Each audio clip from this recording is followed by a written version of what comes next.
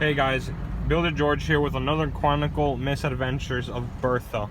So the Tahoe's name is Bertha, and she is not behaving. She is coughing up, well, I can't even get into the gas station. She is legit coughing up all her gas that I try to put up in her. So I tried it just earlier to see what would happen. I put $5 in there, kept doing it, but I have the parts already ordered. So it's just a matter of showing you guys the problem and getting this thing installed. We're gonna do it like a little bit more of a commentary sort of thing. So we're just cruising at Walmart at the moment as I wait for a gas pump to open. This was probably the most quiet gas station that I could find, I think.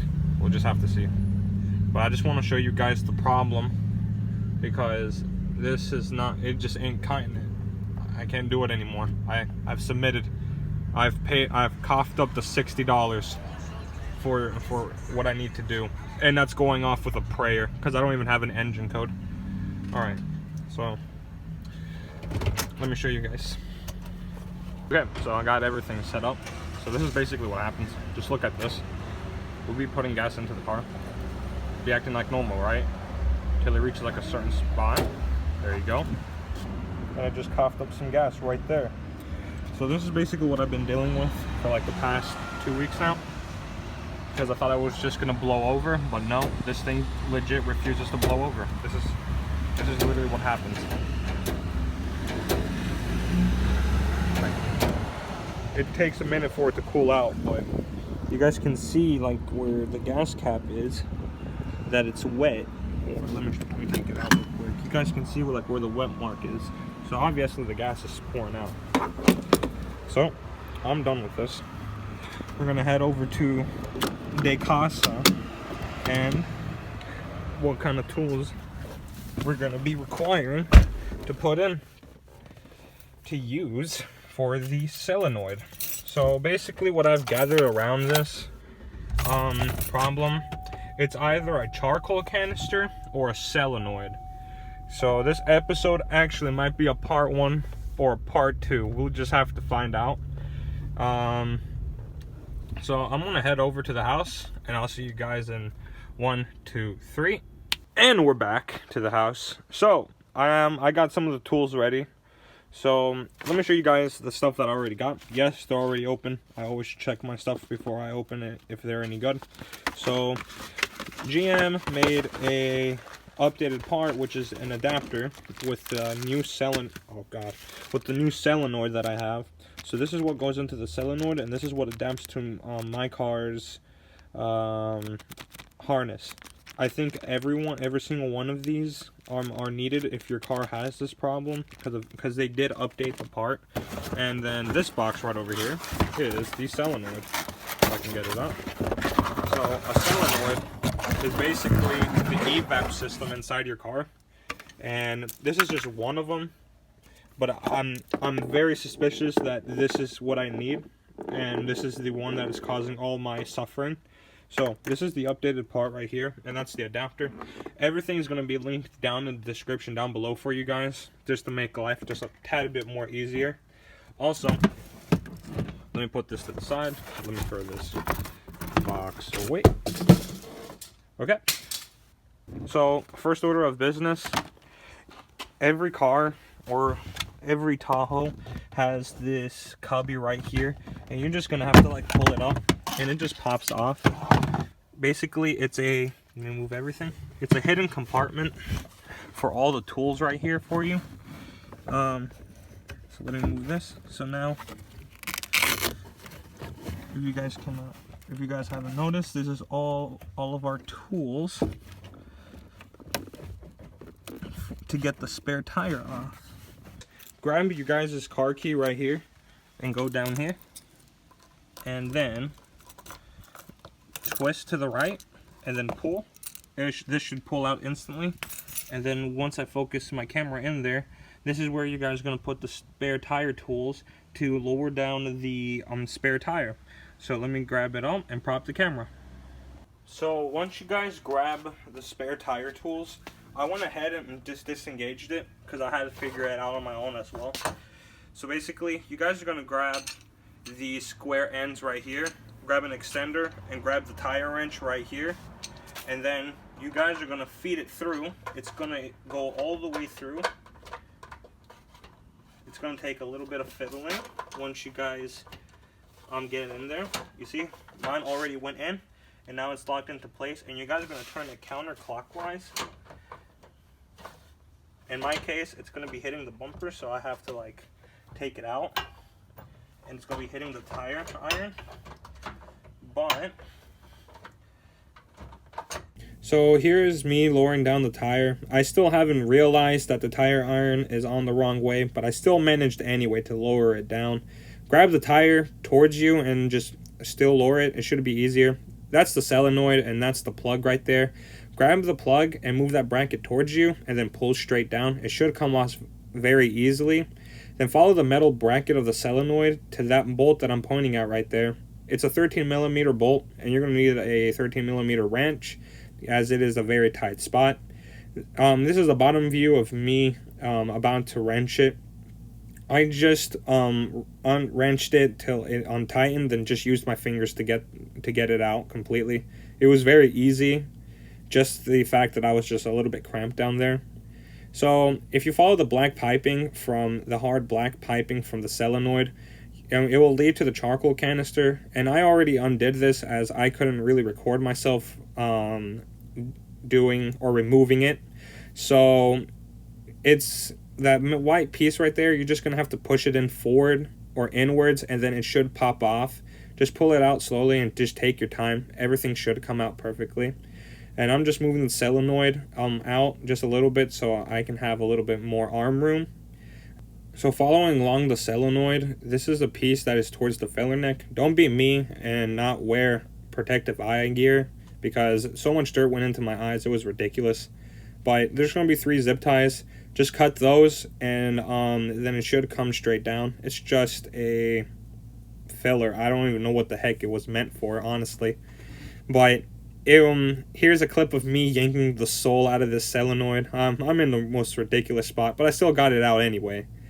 So here's the comparison. That's the new one right there, and that's the old one.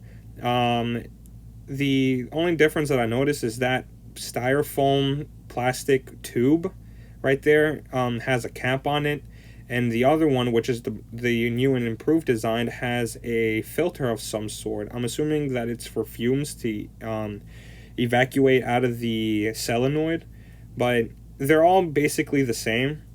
Same bracket, same tubing from the charcoal canister. The only thing that is different is the adapter plug for it. It is from the newer models of the cars as well. So that's basically it for that. We're under the car again. This is just me lining up the bracket with the solenoid up again. Just grab the 13mm bolt that we took out and just try to find it through. I finally did it. So I'm just hand tightening it right now. Then I'm just going to go back in and wrench it down tightly. Just make sure it's not loose and shaking. Then there's going to be me with the piping to the charcoal canister right there. I finally got it in some angle that I can show you guys, but you guys can just push it in, and then it should just clip back through. I just routed it the same way. I didn't see any other way that I could bend or improve it, so I finally just give it one good push, and there you go. It's right in there, nice and tight. So now I'm under the car. So this is me basically right now trying to get the tube through. It came with zip ties. I used the zip ties. I managed it, but if I was going to do it again, just go buy your own zip ties and just do it better. I don't know why they even came with zip ties.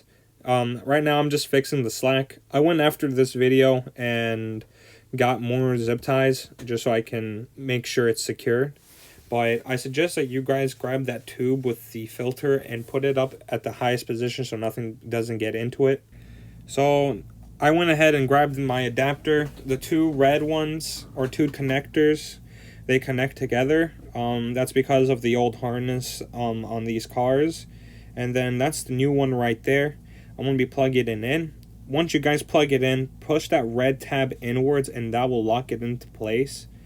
Overall, the change of the solenoid was really easy.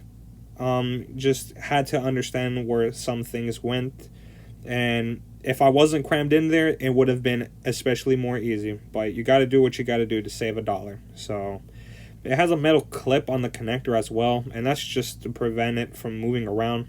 I just put it in between the frame, and I will be showing you guys right now how I did it.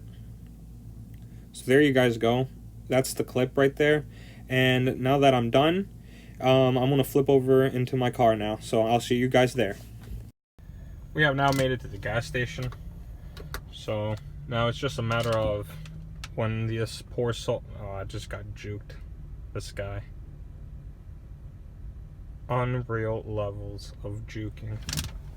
So, time to explore the gas station while I'm here.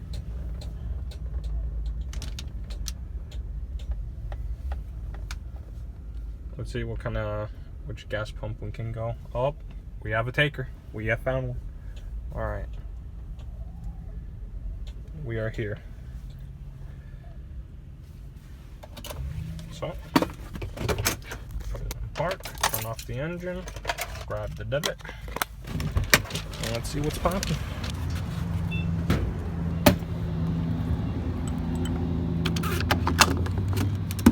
Oh boy. Dun, dun, dun, dun.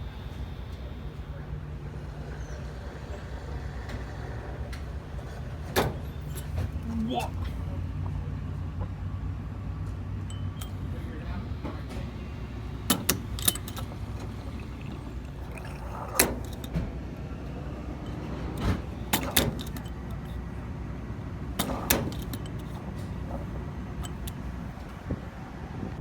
So the moral of the story is that I didn't get it right. Mine is a weird issue because I don't have an engine code. Like, no engine codes are being thrown. The solenoid is usually 3/4 of the time what's wrong with these cars. Now, mine is the 1/4 that I can't figure out what's going on with, because it's just won't take gas straight up. It's having issues. So I said it was going to be a multiple part series, most likely a second part, till I figure out what's genuinely what's wrong with it.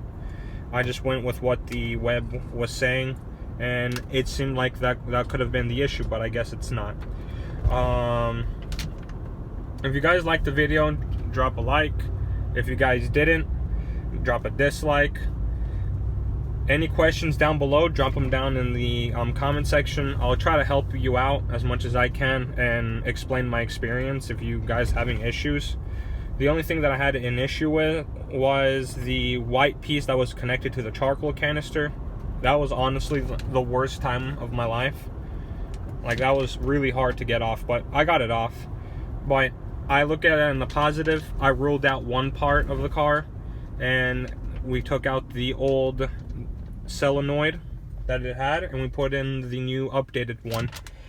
The parts will be down in the description down below, and of course, if you guys haven't subscribed already, subscribe and activate the notification bell, and I'll see you guys in the next video. All right, Builder George is out. Bye.